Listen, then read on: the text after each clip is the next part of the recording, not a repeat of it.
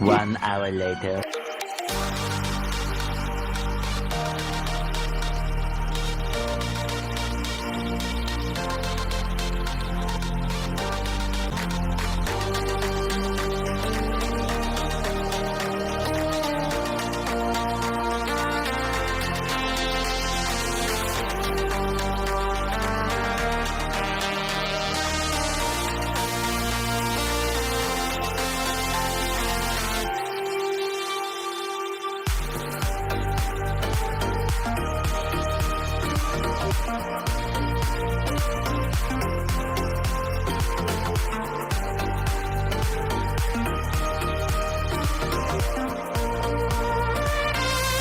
सो अभी भैया देखे गए हैं एक पार्सल जिसमें मैंने विजन के PT 365 को ऑर्डर किया था प्रमेश जैन सर की ऑफिशियल वेबसाइट से एंड कुछ अदर रिक्वायर्ड बुकलेट्स भी ऑर्डर की थी। पैकेजिंग इज वेरी गुड, कोई भी पेपर वगैरह फोल्ड होके नहीं आया है, काफी अच्छे से पैकिंग करके भेजा है।